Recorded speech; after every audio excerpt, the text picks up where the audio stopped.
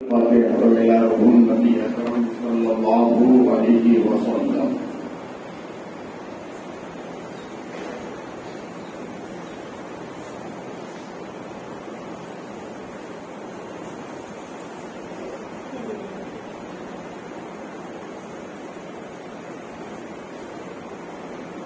بالقدر بالأبصار الرشد والمنوش المستعان والتشكيل رب خواجہ عثمان ہارون مدد کن یا معین الدین چشتی مدد کن یا معین الدین چشتی مدد کن یا معین الدین چشتی وصلی اللہ علیہ وسلم ورحمۃ اللہ یا رحمۃ الرحیم. نحمده ونصلي ونسلم على رسوله الكريم. أما بعد فأعوذ بالله من الشيطان الرجيم. بسم الله الرحمن الرحيم. والعصر.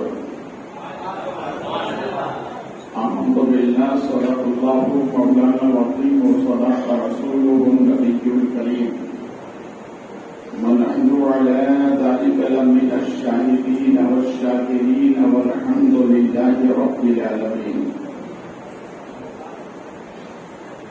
آئیے انتہائی خلوص و محبت کے ساتھ گنبد رسول کی جانب لب لگا کر بھیک دینے والے داتا واقع اللہ کے حبیب زخم ہوتا انسانیت کے طبیب قلب مراد خلیل ہم سب کے حبیب جناب رحمت مجتبی محمد رسول اللہ صلی اللہ علیہ وسلم کے دربار مبارک میں انتہائی خلوص کے ساتھ ہدیہ درود پیش کریں. اللہم صل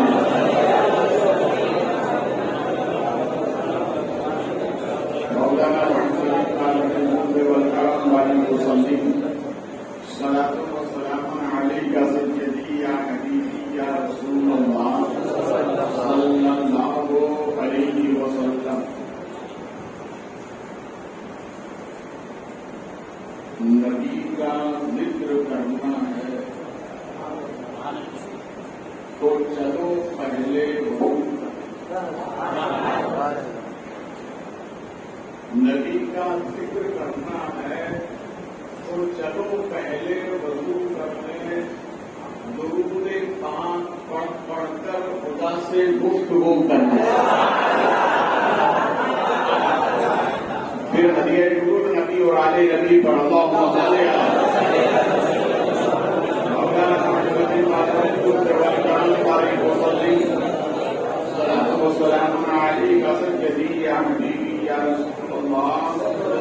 صلی اللہ علیہ وسلم. امام شریعت و طریقت الشیخ امام احمد رضا خان علیہ رحمۃ اللہ بارگاہ موسیٰ اعظم میں یوں عرض کرتے ہیں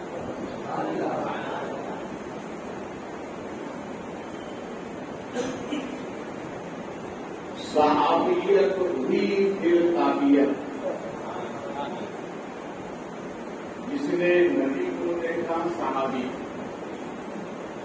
اور جس نے صحابی کو دیکھا تابعی. وانا حضرت عرض کرتے ہیں صحابیت کی پھر تابعیت. بس آگے قادری منزل ہے یا نو بس آگے قادری منزل ہے بس آگے قادری منزل ہے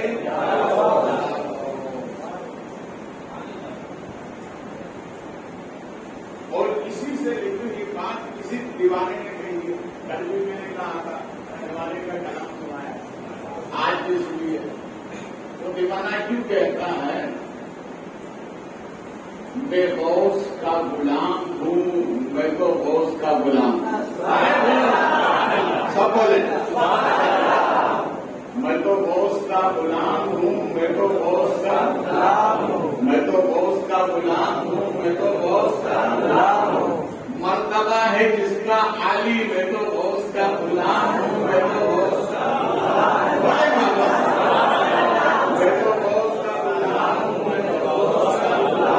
مرتبہ ہے جس کا عالی میں تو غوث کا غلام غوث کا غلام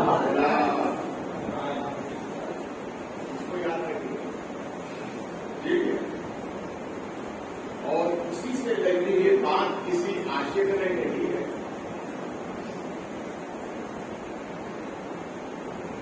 اس طرح ہم زندگی بسر کرتے رہیں گے. اس طرح ہم زندگی بسر کرتے رہیں گے. ذکر شہ جیلا بلند کرتے رہیں گے. ذکر شہ جیلا بلند کرتے رہیں گے. میری آنکھوں میں ہے نظارہ گنبد خضرا کا. تاعمر ہم مدینے کا سفر کرتے رہیں گے. تاعمر ہم مدینے کا سفر کرتے رہیں گے.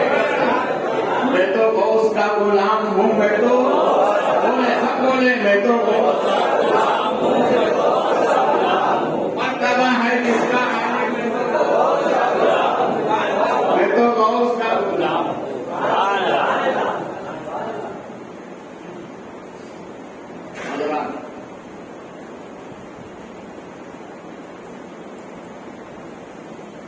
ہم اور آپ کی کہتے ہیں کہ نسبت سے قسمت بدلتی ہے. کیا بدلتی ہے؟ نسبت سے قسمت بدلتی ہے. کیا مطلب؟ نسبت والے قسمت والے. اور پلٹ کر یوں کہیے قسمت والے نسبت والے. قسمت والے نسبت والے. آپ سمجھ لیں جو نسبت والے ہیں وہ ہمیں بہت سے نسبت ہے نا. سب غوث اعظم کے دیوانے بیٹھے. اس لیے تو دیوانہ کہتا ہے میں تو غوث کا غلام ہوں. سن کے بولے مرتبہ ہے کس کا عالی میں تو غوث کا غلام ہوں.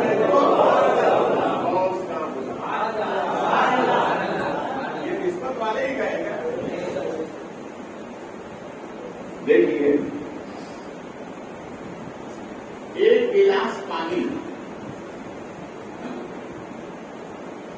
اگر اس میں ایک قطرہ شراب کا ڈال دیں کوئی پیے گا؟ پیے گا کوئی؟ آپ کی نظر سے دیکھے گا نہیں شراب کا قطرہ ایک. اگر اسی ایک گلاس پانی میں آب زمزم کا ایک قطرہ ڈال دیں سب کہیں گے مجھے دے دو مجھے دے دو. اور پینے کا انداز یہ ہوگا کہ وہ بیٹھ کر نہیں پیے گا کھڑے ہو کر پیے. دیکھیے قسمت نے کیسا اعلیٰ کر دیا.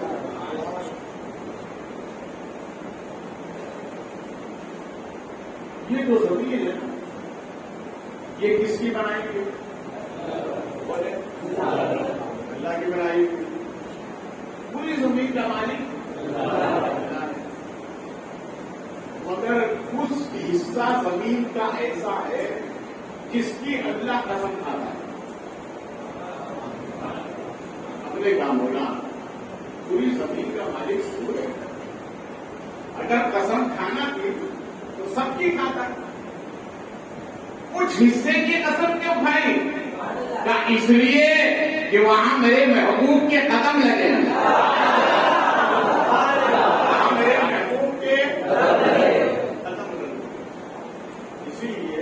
میں نے اس حصے کی قسم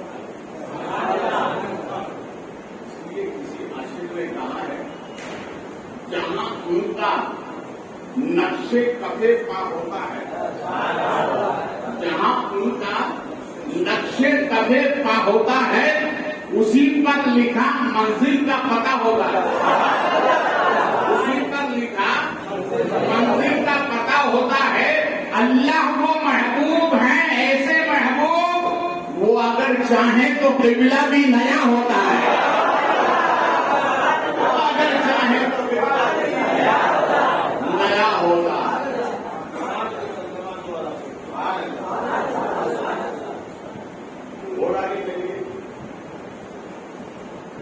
آسمانی مشہور کتاب کتنی ہے؟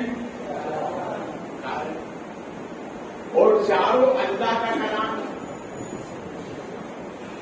چاروں، مگر چار میں افضل کون ہے؟ ہم آپ ہی کہتے ہیں پرانے مقدس، اور جب چاروں اللہ کا کلام ہے تو قرآن مقدم کیوں؟ چاروں اللہ کا کلام ہے تو چاروں مقدم ہونا چاہیے، یہ قرآن ہی مقدم کیوں؟ تو رب نے ارشاد فرمایا دینے والے کو نہ دیکھو، لینے والے کو دیکھو،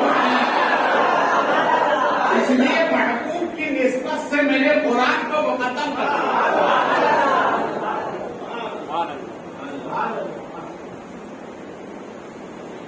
ہم کس کی امت ہیں؟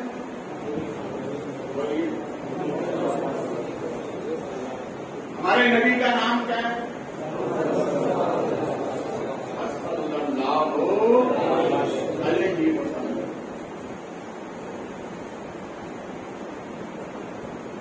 ہمارا لقب کیا ہے؟ خیر الامم۔ کیا لقب ہے؟ سب بولو۔ جتنے انبیاء سابقین ہیں ان کی جو امتیں گزری ہیں ان سے ہم افضل ہیں، اس لیے ہمارا لقب ہے خیر الامم، تمام امتوں سے افضل۔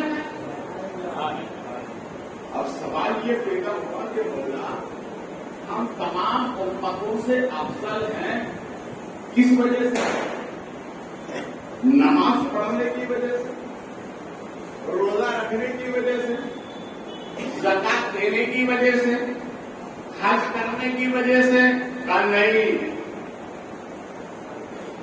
اس وجہ سے افضل نہیں۔ نہ مولا پہ تیرے بندے سمجھنا چاہتے ہیں وہ کون سا عمل ہے جس کی بنیاد پر ہم افضل الامم ہیں؟ تو مشیت نے جواب دیا نماز کی وجہ سے نہیں، روزے کی وجہ سے نہیں، حج کی وجہ سے نہیں، زکات کی وجہ سے نہیں، اعمال حسنہ کی وجہ سے نہیں، عبادت نافلہ کی وجہ سے نہیں، تم افضل ہو صرف اور صرف نسبت رسول کی بنیاد، نسبت رسول کی بنیاد پر افضل ہو۔ اس لیے تو اعلیٰ حضرت کہتے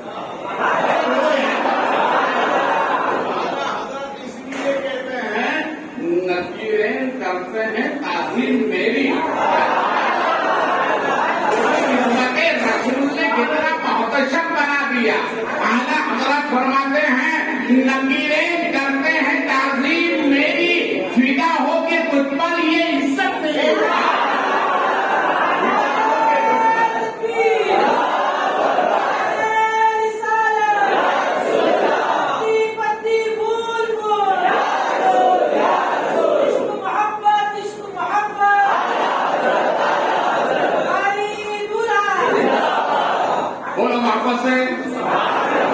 عاشقوں کی زبان میں تالے نہیں ہوتے، جس دل میں عشق مصطفیٰ ہو دل تالے نہیں ہوتے۔ نکیریں کرتے ہیں تعظیم میری، فدا ہو کے تجھ پر یہ عزت ملی ہے، نہ کیوں کر کہوں یا حبیبی عزیز نے اسی نام سے ہر مصیبت ٹلی ہے، اسی نام سے ہر مصیبت ٹلی ہے۔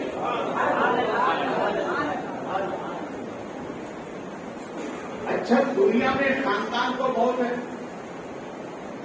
جتنے قومیں آباد ہے اتنے خاندان ہیں، بس صحیح ہے، مگر اس کائنات میں جیسا خاندان ہمارے نبی کا ہے کسی کا نہیں۔ ہمارے نبی کے آنے سے پہلے نبی کا خاندان محتشم تھا، مگر اتنا نہیں تھا مگر نبی جیسے آئے اور نسبت نبی ملی تو نبی نے اسے 4 چاند لگا دیے. ہمارے نبی جیسا کسی کا کیوں نسبت رسول. اور آگے بڑھے. ہمارے نبی کی جو اولاد ہے ایسی اولاد کسی کے بھائی سب کا عقیدہ ہے نا. جیسے ہمارے نبی کی اولاد ہے دنیا میں کسی کی بولے کسی کی نہیں. کیوں؟ نبی کی اولاد دنیا میں اتنے محتشم ہے جب تک اس اولاد نبی پر درود نہیں پڑھو گے نماز نہیں ہوگی. معلوم ہوا ہم جیسی امت دنیا میں کسی کی نہیں, کسی نبی کی نہیں. نبی کا خاندان جیسا دنیا میں کسی کا خاندان نہیں. نبی کی اولاد جیسی دنیا میں کسی کی. یہ کیا ہے؟ صرف نسبت رسول ہے. محبت سے نسبت رسول. علماء اکرام کے درمیان ایک مختلف مسئلہ تھا. مسئلہ یہ تھا کہ کسی نے کہا کعبہ افضل, کسی نے کہا مکہ افضل. مگر محمد اطلاق محدث دہلوی نے اس مسئلے کا حل کر دیا.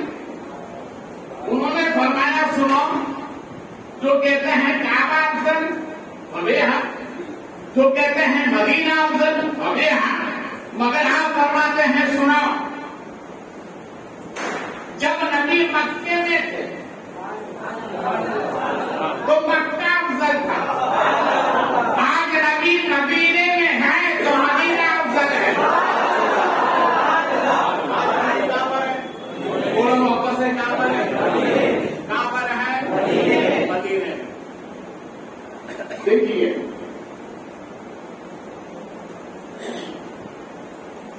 اس مسئلے پر تمام علماء کا اتفاق ہے کہ جسم رسول سے لگی ہوئی وہ مٹی جس پر سرکار آرام کرے, وہ مٹی دنیا کی زمین تمام زمین سے افضل ہے. پھر آگے فرماتے ہیں وہ لوہ سے بھی افضل ہے, قلم سے بھی افضل ہے, عرش اعظم سے بھی افضل ہے. پھر آگے فرماتے ہیں وہ جنت سے بھی افضل ہے. جس میں رسول کا وہ حصہ جس حصے سے وہ مدینے کی مٹی لگی ہوئی ہے وہ مٹی جنت سے بھی کس سے افضل ہے؟ جنت سے افضل ہے. جہاں ہمارے نبی لیتے ہوئے ہیں وہ زمین جنت سے افضل ہے. تو بات صاف ہو گئی, جہاں جہاں نبی لیتے وہ جنت سے افضل. اس لیے کہتے ہیں آمنہ تمہاری گود جنت سے افضل ہے, دائی حلیمہ تمہاری گود جنت سے افضل ہے. اس لیے کہ جہاں جہاں نبی لیتے وہ جنت سے افضل ہے.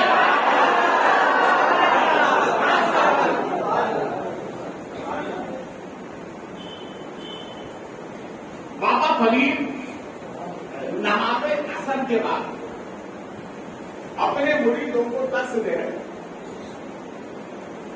اور فرما رہے تھے, اے میرے مریدوں, نبی مکے میں تھے تو مکہ افضل تھا, آپ مدینے میں ہے تو مدینہ افضل ہے. کوئی مرید نے کہا حضور پھر جنت کی طلب کیوں, جنت کی آرزو کیوں؟ جب مدینہ ہی افضل ہے تو جنت کی تمنا انسان نے کرنا ہی نہیں چاہیے. تو آپ نے فرمایا تم نے سمجھا ہی نہیں. تو حضور آپ سمجھا دیں.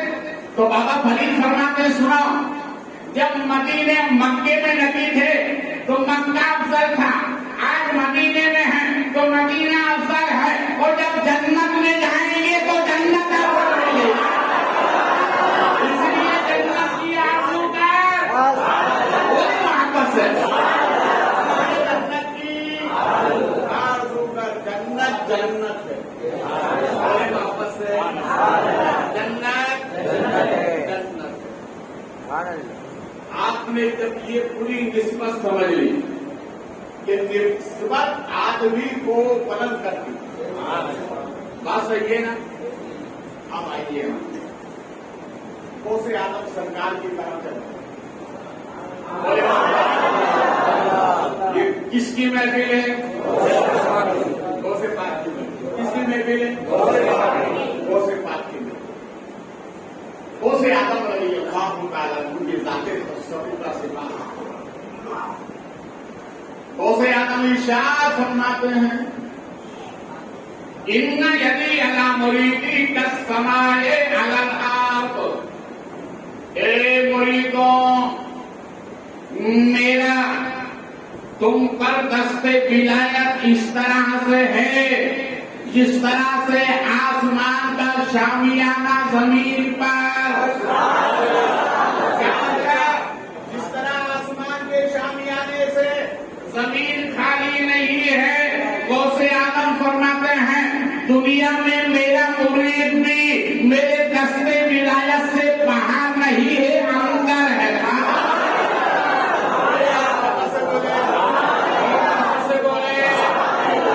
اب اس کے بعد جو میں آپ کو سمجھانا چاہتا ہوں وہ سنیے۔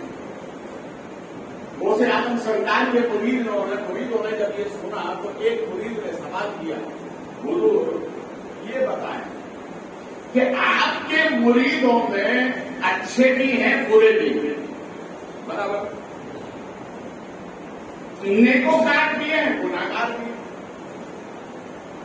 ارے قبرستان میں سب نمازی نہیں ہوتے، بے نمازی بھی ہوتے ہیں۔ مسجد میں آنے والے جتنے نمازی ہیں برابر شریعت کے قانون کو جاننے والے نہیں ہوتے، کمی بیشی ہوتی ہے۔ ایمان والوں میں کوئی طاقتور ہوتا ہے، کوئی کمزور ہوتا ہے، کمی بیشی تو ہوتی ہے۔ تو اسے نے کہا حضور آپ کے جو مرید ہیں ان مریدوں کی فہرست میں صرف نیکوکار ہیں کہ گناہگار بھی ہیں؟ تو غوث اعظم نے فرمایا دونوں ہیں۔ بولے محبت سے بولے، دونوں ہیں۔ پھر حضور اگر دونوں ہیں تو آپ مجھے ایک بات بتائیں کہ دونوں میں سے آپ کس کے قریب ہیں؟ دونوں میں سے آپ کس کے قریب ہیں؟ نیکوکار کے قریب ہیں یا گناہگار کے قریب ہیں؟ تو غوث اعظم نے مسکرا کر فرمایا سنو اے میرے غلاموں، جو نیکوکار مرید ہیں وہ میرے قریب ہیں اور میں گناہگاروں کے قریب ہوں۔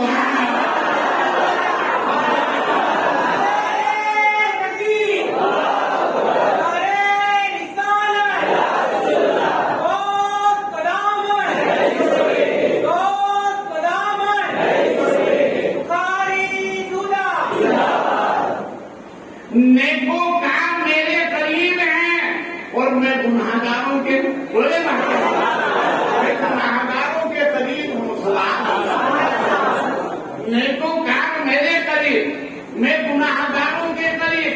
سوال کرنے والے نے پلٹ کر سوال کر دیا، حضور اب یہ بتا دیں نیکوکار آپ سے کتنے قریب ہیں اور آپ گناہگاروں سے کتنے قریب ہیں؟ تو غوث اعظم فرماتے ہیں نیکوکار ایسے قریب ہیں جیسے میرے ہاتھ کی کلائی سے آستین قریب ہے، اور میں گناہگاروں سے اتنے قریب ہوں جیسے میری آنکھ کی سفیدی سیاہی سے قریب ہے۔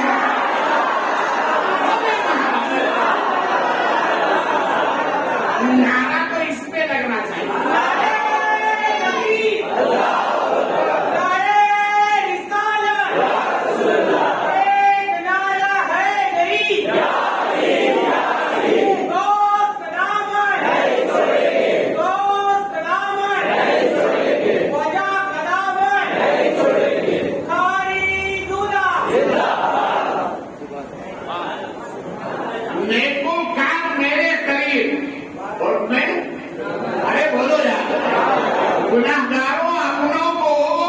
غوث پاک سے دور مت سمجھنا، تم دور ہو سکتے ہو مگر غوث اعظم تم سے دور نہیں ہو سکتا۔ دیکھو غوث پاک کیسے قریب ہے، ہم تعلیم کا سہارا دیتے ہیں۔ ایک مرد کے یہاں، یہ بغداد کی بات بتا رہا ہوں، ایک مرد کے یہاں 6 بیٹی ہوئی۔ کتنی بیٹی؟ بولو۔ یہ بات فکر کتنی؟ 6 بیٹی ہوئی۔ دیکھیے، اولاد کا دینا اللہ کا کام، اولاد اللہ کی نعمت ہے، چاہے وہ لڑکا دے یا لڑکی دے، جو بھی دے فاتحہ اس کا شکر ادا کرتا ہے۔ یہ نہیں ہونا چاہیے کہ لڑکی ہو تو جلیبی بانٹو، لڑکا ہو تو لڈو بانٹو، یہ نہیں ہونا چاہیے۔ لڈو بعد میں کمال بتاتا ہے مگر جلیبی ہمیشہ دامن کی گیلی رہتی ہے، وہ چاہے سسرال چلی جائے مگر ماں باپ کا سب سے زیادہ خیال رکھتی ہے۔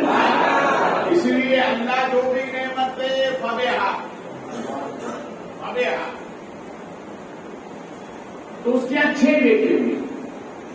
6 بیٹی کے بعد اس نے جب اس کی بیوی 19 سے ہوتی ہے، 7واں حمل، تو کہنے لگا سنو اگر اس سے تمہیں پھر لڑکی ہوئی تو تجھے طلاق۔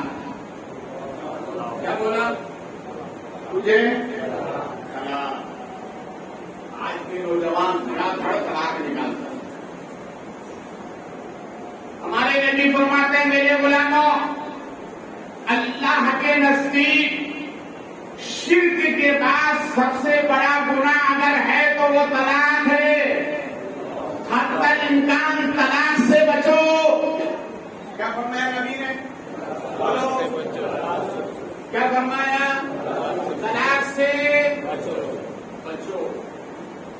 اور اگر کوئی صورت نہ نظر آئے کہ آپ نے دینے کی کوئی صورت نہیں ہے تو پھر حکم ہے کہ 1 کے 2 ٹکڑے بنا۔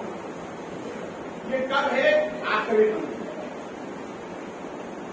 1 کے 2 ٹکڑے کرنے میں وہ اپنے حساب سے نکاح کر لے تو اپنے حساب سے نکاح کر لے، مگر حتی الامکان بچنا چاہیے۔ اور کبھی یہ موقع آ جائے کہ میاں بیوی کی تکرار میں کوئی راستہ نظر نہ آئے تو ہمارے نبی فرماتے ہیں پہلے 1 طلاق دو۔ کتنی دو؟ کتنی دینے کا؟ 1۔ اچھا، آدمی طلاق غصے میں دیتا ہے یا خوشی میں دیتا ہے؟ بولو۔ ایک صاحب میرے پاس آئے کہا حضرت میں نے غصے میں طلاق دے دی، ہوئی کہ نہیں؟ تو میں نے کہا بھیا خوشی میں کون دیتا ہے؟ جو بھی دیتا ہے غصے میں ہی دیتا ہے۔ آپ چاہے خوشی میں دو چاہے غصے میں دو، طلاق طلاق۔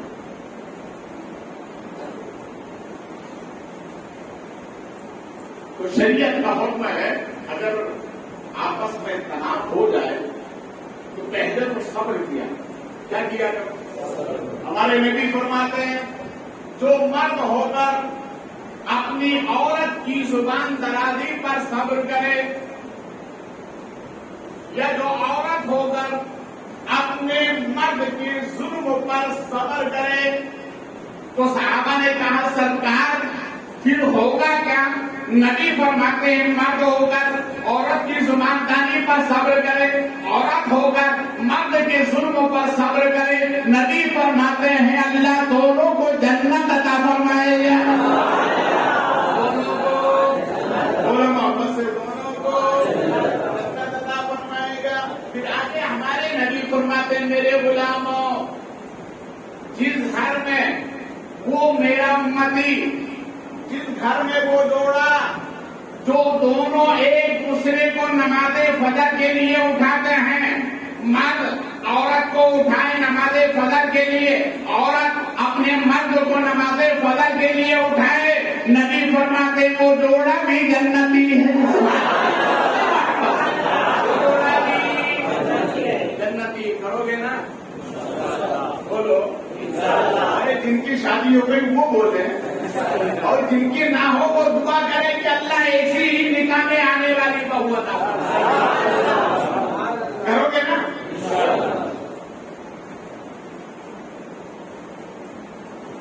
اب وہ عورت پریشان کہ بھئی اگر لڑکی ہو گئی تو مجھے طلاق ہو جائے گی، اور جب طلاق ہو جائے گی تو میرے دامن میں 6 بچیاں ہیں، کس طرح سے پرورش کروں گی؟ بڑی حیران و پریشان۔ دیکھو یاد رکھنا، مرید کا مطلب کیا؟ آج سنیں، مرید ہونے کا مطلب کیا؟ مرید اسے کہتے ہیں جو دوسرے کا فائدہ کرے۔ بولو نا یار، اس کا فائدہ کرے۔ مرید کا مطلب کیا؟ جو دوسرے کا فائدہ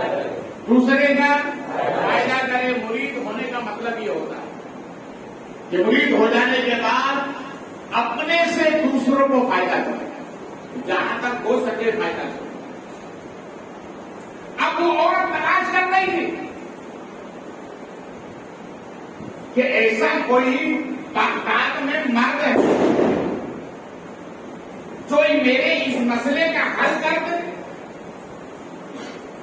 یا پھر یہ بتا دے لڑکا ہے کہ لڑکی۔ آج تو سائنس نے بڑی ترقی کی، اتنی ترقی کی ہے کہ آج پہلے سے لوگ معلوم کرنا چاہتے ہیں بھیا لڑکا ہے کہ لڑکی۔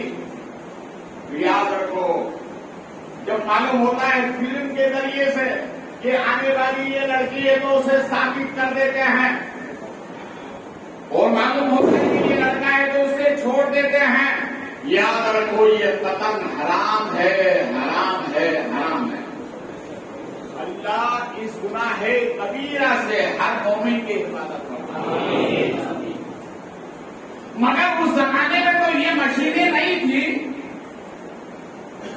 تو وہ تلاش کر رہے ہیں کہ کوئی ایسا مرد خدا ہے، یا تو وہ یہ کہہ دے کہ نہیں لڑکا ہی ہوگا، یا یہ بتا دے کہ یہ لڑکا ہے کہ لڑکی۔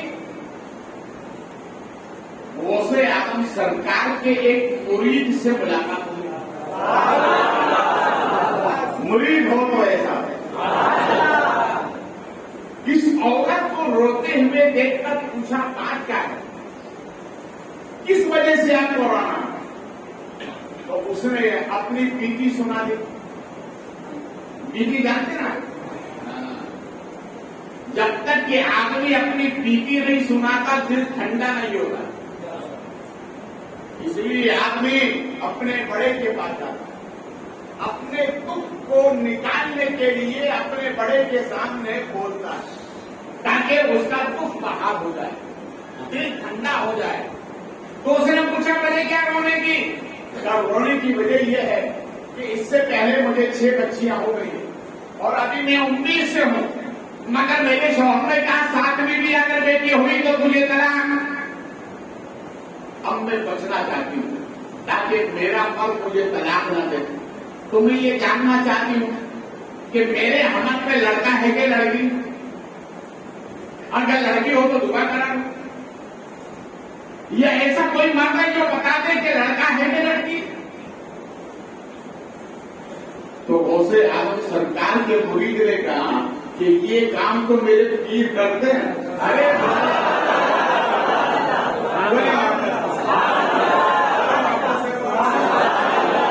جب وہ اللہ نے غوث اعظم کو کیا شان عطا فرمایا، وہ عورت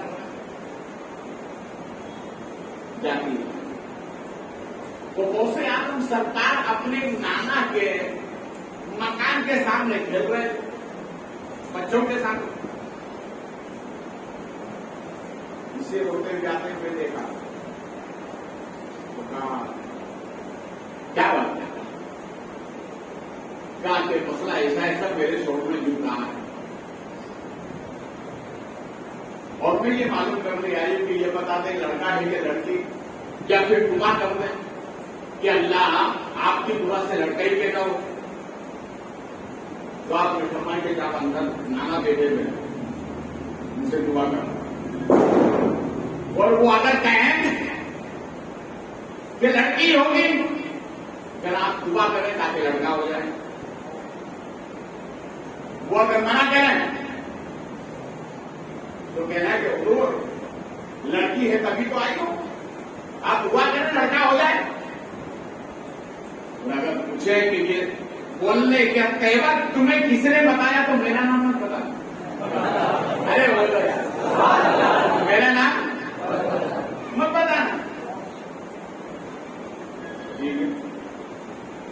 یہ اندر جائے تو حضور میرے باتوں نے میرے دامن میں 6 بچیاں پہلے سے ہیں، ابھی 19 سے ہوں، حضور کرم فرمائے، پہلے تو یہ بتا دیں لڑکا ہے کہ لڑکی۔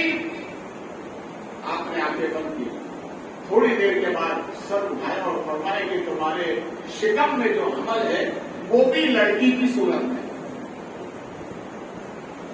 تو لوگ دعا کرتے کہ اللہ اسے لڑکا بنا دے، تو فرمایا کہ نہیں تمہارے اندر میں لڑکی ہے، تو دعا کرتے نہیں ہو گئے، آپ جائیے باہر وہ سے باہر کھڑے ہوئے، وہ سے یہاں باہر کھڑے ہوئے، اس روتی ہوئی عورت سے پوچھا کیا بات ہے، کیوں رو رہی؟ کہا آپ کے نانا نے منع کر دیا کہ تمہاری قسمت میں لڑکی ہے، تو کہا کہ جا کر کہو لڑکی تبھی تو آئی ہونا، لڑکا ہوتا تو آنے کا سوال ہے، لڑکی ہے تبھی تو آئی ہو، آپ دعا کریں۔ اور ہماری باتیں بہو کے پاس جانے میں تھوڑا ڈر بھی لگتا ہے، تو آہستہ آہستہ دروازے کے کونے میں جا کے کھڑی ہو جاتی ہے، تو حضرت نے دیکھا، حضرت آپ کو صاحب سننا نہیں کیا فرما پھر آ گئی، اس سے کہا کہ تیرے جسم میں جو ہمارے وہ لڑکی کی صورت میں حضور دعا کرتا، ارے میں نے کہہ دیا تجھے لڑکی ہوگی،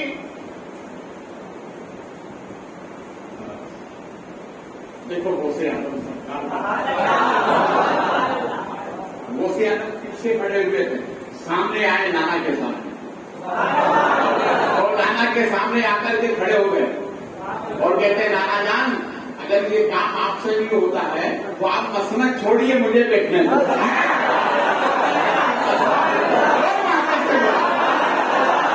اگر یہ کام آپ سے نہیں ہوتا تو مسند چھوڑیے، مسند میرے حوالے کرو، میں یہ کام کروں گا۔ تو آپ کے نانا نے جب اوپر سے نیچے تک دیکھا تو کہا بیٹا یہ مسند خالی کی تو بیٹھ جائے، بیٹا خالی کی تو بیٹھ جا، نانا رکیے، اسے آپ سرکار رضی اللہ تعالیٰ عنہ اس عورت کے شکم کی طرف اپنا ایک ہاتھ کیا، میرا ہاتھ دیکھیے، اس طرح سے ہاتھ کیا اور اپنے نانا کی طرف دیکھ رہا ہے اور فرمایا نانا جان آپ تو کہہ رہے ہیں یہ لڑکی ہے، اس سے پہلے بھی 6 لڑکی ہو چکی ہیں، نانا جان یہ شکم میں جو بچہ ہے یہ بھی لڑکا ہے، اور نانا جان جو 6 بچیاں ہو چکی ہیں رب نے عبد القادر کے صدقے ان کو بھی لڑکا بنا دیا ہے۔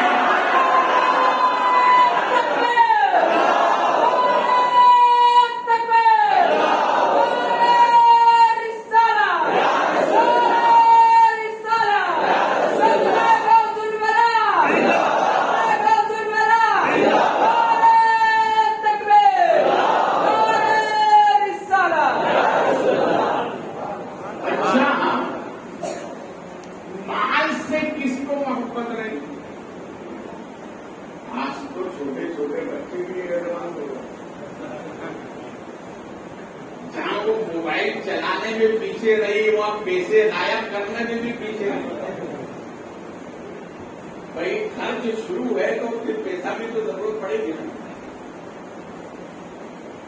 اور چھوٹے بچے نوٹ ایسا پکڑتے تھے چھوڑتے ہی نہیں، سب کو مال کی ضرورت، مگر دیکھیں آپ شانے بہت ہیں،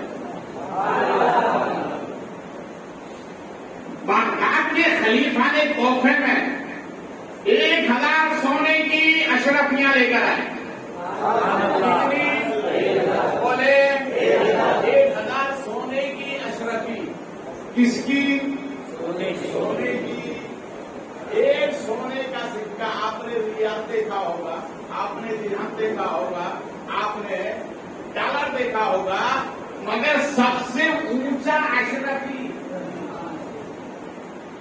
یہ 1 تولے کے برابر ایک اشرفی ہوگی. 1000 اشرفی لے کر آیا غوث اعظم کی بارگاہ میں اور کہا اسے قبول کر لیں. غوث اعظم نے فرمایا نہ بابا نہ, میں اسے قبول نہیں کرتا. تو کہا عجیب ہے, میں تیرا معاف لے لے.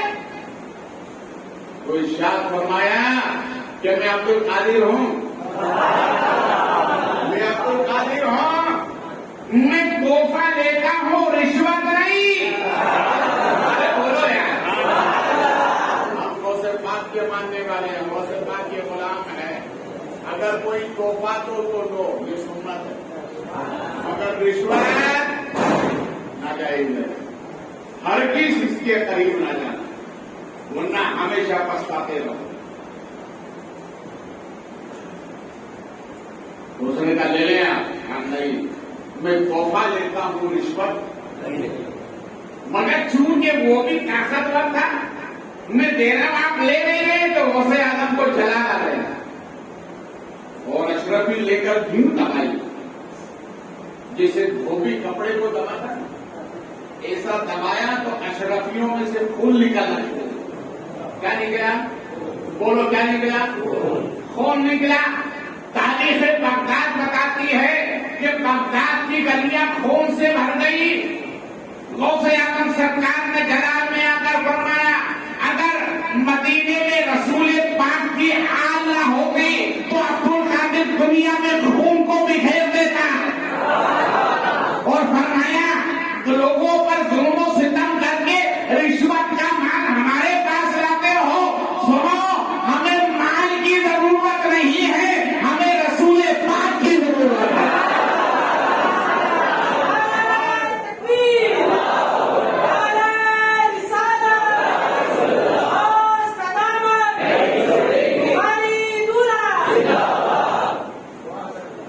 کبھی کبھی انسان خواب دیکھتا ہے. بولو دیکھو, خوابوں کے ماہرین جس طرح سے نبیوں میں اللہ نے حضرت یوسف علیہ السلام کو مہارت تامہ عطا فرمائی تھی, اسی طرح ہمارے نبی کے امتیوں میں حضرت علامہ محمد ابن سیرین کو یہ مہارت تامہ عطا. آپ بڑے ماہر کے خوابوں کے بتانے والے. آپ فرماتے ہیں کہ 2 انسان رات کے 12 بجے کے قریب خواب دیکھے تو سمجھ لو ہاضمہ خراب ہے.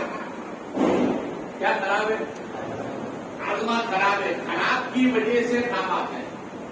ہاضمہ اگر خراب ہے تو اس کی وجہ سے خواب غلط آتے ہیں. لوگوں نے پوچھا کہ صحیح خواب کی نشاندہی کیا ہے؟ فرماتے ہیں جو وقت فجر خواب آئے سمجھ لو 1 حد تک امکان کو صحیح ہوگا. تو پوچھا کہ جب جیسے رات کے دوسرے حصے میں خواب خراب آ سکتا ہے تو وقت فجر خراب کیوں نہیں آتا؟ فرماتے اس وقت میں ہمارے نبی دنیا میں آئے, اس لیے نبی کی برکتیں آج بھی جاری ہیں. اس وقت میں جو کام کیا جاتا ہے رب کی بارگاہ میں قبول ہوتا ہے. تو وقت فجر جو خواب دیکھا جاتا ہے وہ صحیح ہوتا ہے.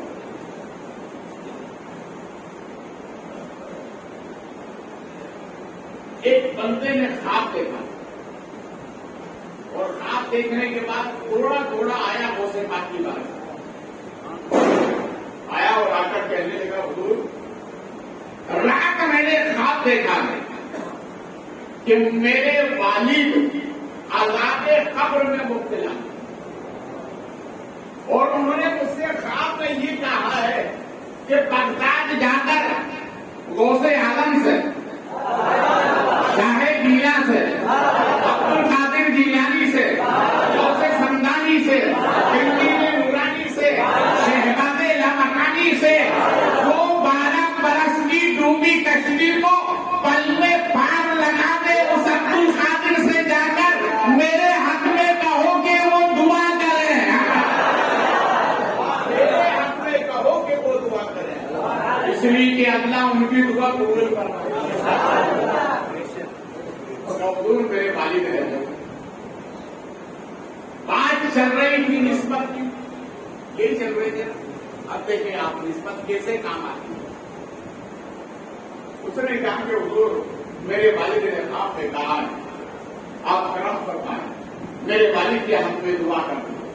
تو غوث اعظم نے ارشاد فرمایا اچھا یہ بتاؤ تمہارے باپ نے کبھی میرے پیچھے نماز پڑھی؟ بولو نا، کیا پڑھی؟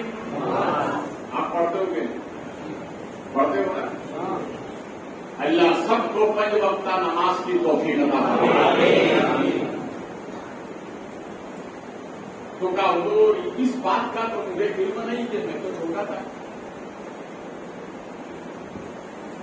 آپ نے ارشاد فرمایا اچھا یہ بتاؤ کیا تمہارے ابا نے کبھی مجھ سے مسافہ کیا؟ یہ بات نہیں، میں تو بچپن میں تھا، مجھے نہیں پتا۔ اچھا یہ بتاؤ کیا تمہارے باپ نے جس نے مجھے دیکھا میرے دیکھنے والے کو دیکھا؟ تو کہا حضور میں یہ بھی نہیں دیکھا، میں تو بچپن میں تھا، مجھے یاد نہیں، میں یہ بھی نہیں بتا سکتا۔ دیکھو غوث اعظم سرکار موج میں تھا، اور موج میں جب آئے تو ارشاد فرمایا لوگوں جس نے مجھے دیکھا وہ جنتی۔ غوث اعظم موج میں آئے اور فرمایا کہ جس نے مجھے دیکھا وہ جنتی، پھر ارشاد فرمایا وہ بھی جنتی جس نے میرے دیکھنے والے کو دیکھا،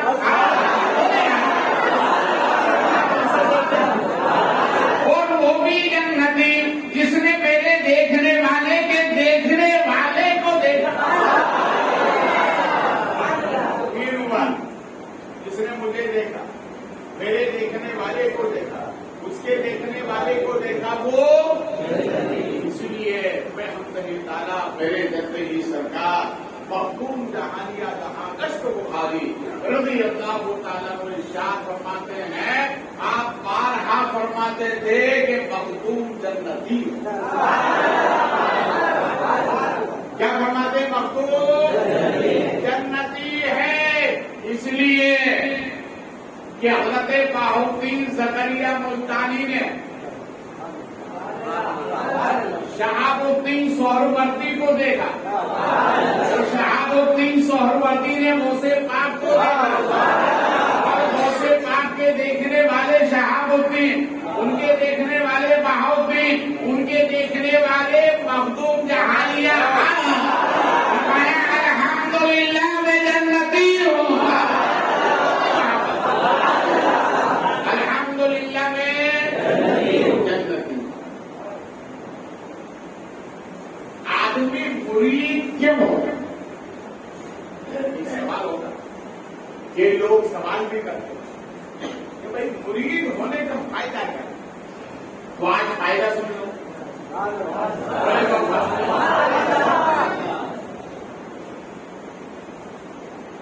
مخدوم جہانیہ رضی اللہ تعالیٰ کے مریدوں میں ہے غیاث الدین تغلق، محمد تغلق، احمد تغلق، فیروز شاہ تغلق، یہ تغلق خاندان مخدوم جہانیہ کا مرید ہے۔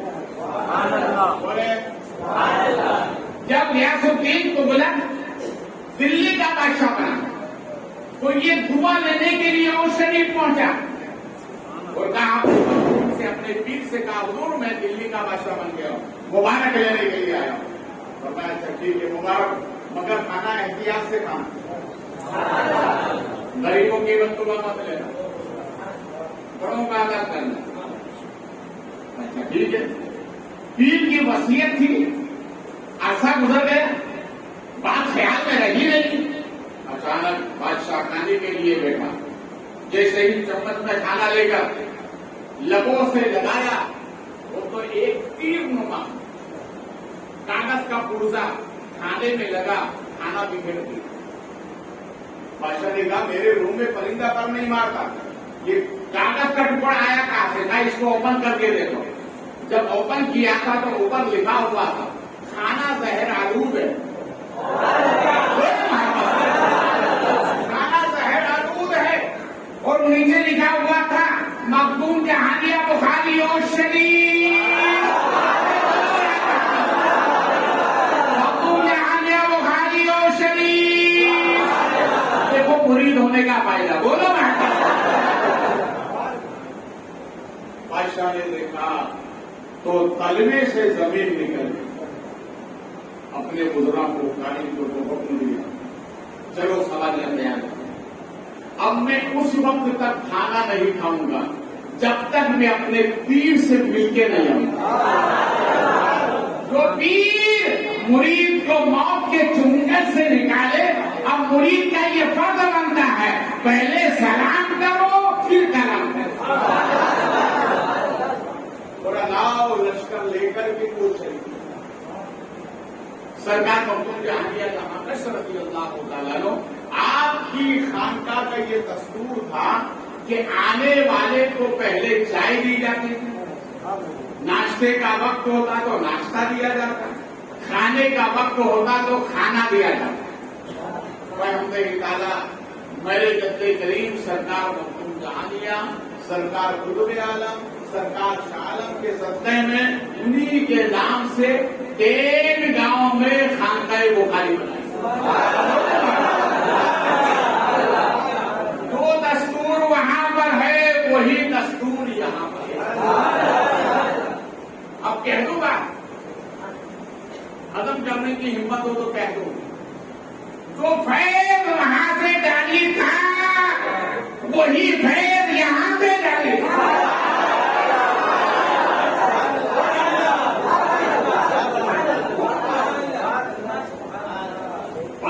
پورے لاؤ لشکر کے ساتھ جب پہنچا تو حضرت نماز فجر کے بعد اپنے مریدوں کو نصیحت فرمایا. اسی درمیان بادشاہ پہنچا, حضرت نے آتے ہوئے دیکھا تو مسکرایا.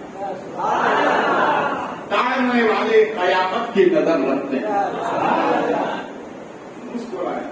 بادشاہ گیا, قدم کو سینکی اور گر گئے. جب تھوڑا ہوش آیا تو حضرت نے فرمایا میں نے نہیں کہا تھا کھانا احتیاط سے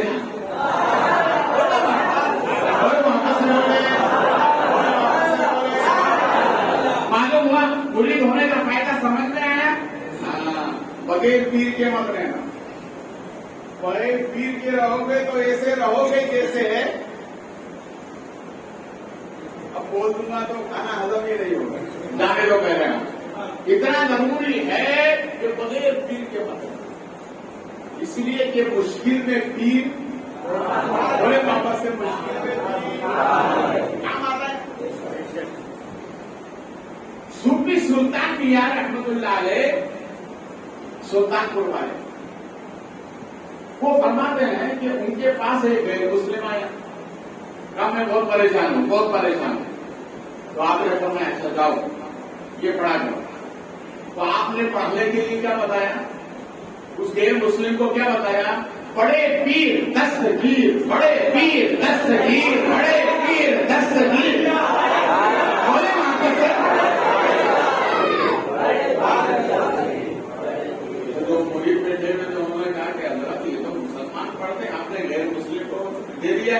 تو فرمایا ارے اتنی کم نظری نہ رکھو, وہ سے پاک سے مسلمانوں کے تھوڑی ہے, وہ سے پاک تو سب کے.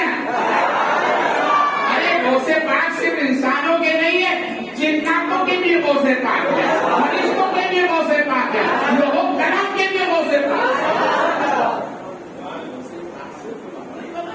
سب کے وہ سے ایک غیر مسلم ہماری آبادی ہندو سب مل کے رہو. ہندوستان کسی باپ کا نہیں, سب کا ہے, سب کا مل کے رہو. تو ہر جمعرات کو کیا ہوتی ہے مسلمانوں کے یہاں پر, جو سنی مسلمان ہیں ان کے یہاں کیا ہوتی ہے, کیا ہوتی ہے؟ تو غوث پاک رضی اللہ تعالیٰ کی مریدہ وہ جمعرات کے جمعرات پابندی کے ساتھ بڑے پیر کے پاتے, اس لیے کہ عورتوں کی زبان میں غوث پاک کو بڑے پیر کہتے ہیں. کیا کہتے ہیں؟ بڑے پیر. اور مردوں کی زبان میں غوث پاک کو کہتے ہیں غوث اعظم. اب ظاہر بات ہے ان کے پڑوس میں غیر مسلم تھے, انہوں نے پوچھ لیا کہ دیکھیں جمعرات کے جمعرات تم سب کو بلاتے ہیں, یہ کیا کرتے ہو؟ کہاں ہم بڑے پیر کے فاتحہ دیا ہے. اس نے پلٹ کر پوچھا یہ بڑے پیر کون ہے, کیا مطلب بڑے پیر کا؟ تو اس نے سمجھانے کے لیے کہا جو مصیبت میں کام آئے اسے بڑا پیر کہتے ہیں. ارے جو مصیبت میں کام آئے اسے بڑا پیر کہتے ہیں. اچھا یہ رہتے کام کب آتا ہے؟ کیا یہ مصیبت میں کام آتے؟ کام مصیبت میں کام آتے, اس لیے میں فاتحہ دلاتی ہوں. اچھا ٹھیک, آئندہ جمعرات کو میری طرف سے, اسی لیے کہ مصیبت میں کام آتے, مصیبت میں زندگی کا کوئی بھروسہ نہیں. آج آسانی ہے تو کل دشواری, دونوں کا جوڑا. راحت ہے تو تکلیف کی ہے, اس لیے تکلیف کو روکنے کے لیے پیر بناؤ. آئندہ جمعرات دوسرے کی شروع کر دو. آگے ہوتے رہی. پڑوسن نے کیا بتایا تھا, یہ مصیبت میں کام آتے. ایک مرتبہ یہ دونوں میاں بیوی سفر کے لیے نکلے. سفر آسان نہیں ہوتا, بڑا کٹھن مسئلہ. ہمارے نبی فرماتے ہیں کہ یہ جو سفر ہے نا, یہ جہنم کے گڑھوں میں سے ایک گڑھا, بڑا دشوار درد ہے.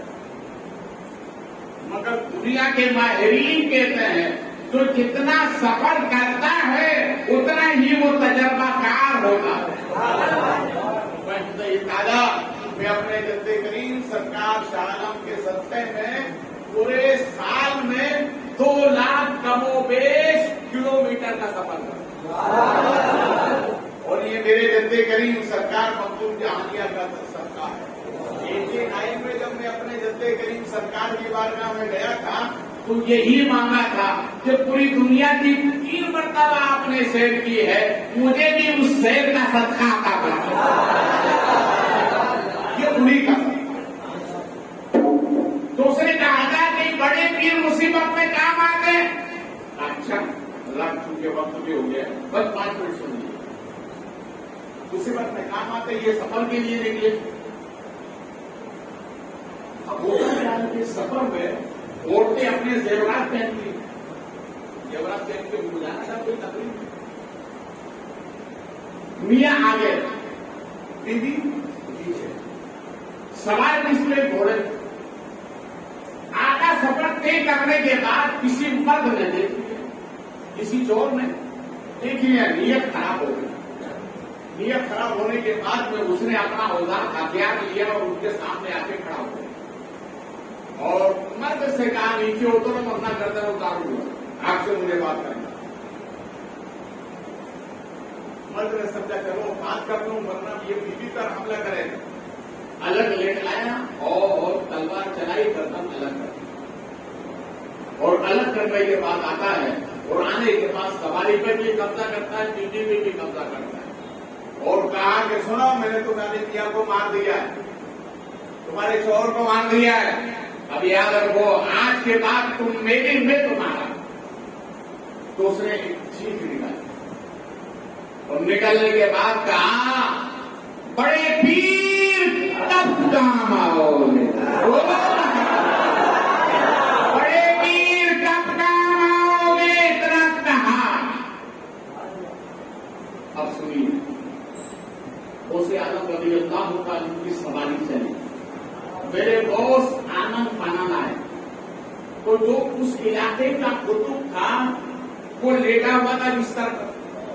غوث پاک نے اس کو ڈنڈی لگائی, فرمایا تھوڑا سا حصہ دیا وہ بھی سامان نہیں پاتا ہے. تھوڑا سا حصہ تمہیں دیا وہ بھی سامان نہیں پاتا ہے, چلو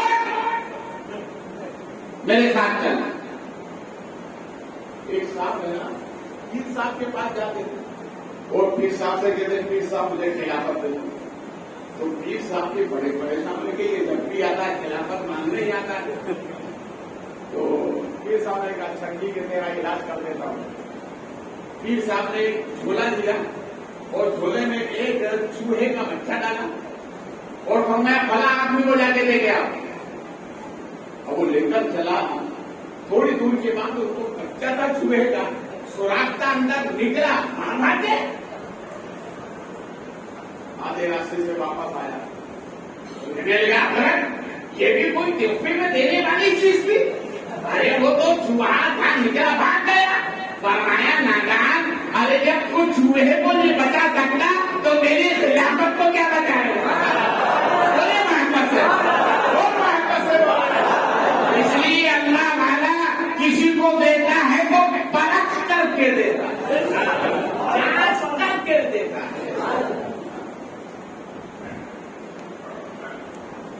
تو غوث اعظم سرکار نے فرمایا تھوڑا سا حصہ دیا وہ بھی تو عبادت, چل میرے ساتھ. گئے. جانے کے بعد غوث اعظم سرکار نے جو اس کا شوہر تھا جس میں سے منڈی الگ تھی اس کو ملایا اور ملانے کے بعد فرمایا قم بیت اللہ, قم بیت اللہ. جیسا لیٹا تھا کھڑا ہو گیا, کھڑا ہو کر دیکھا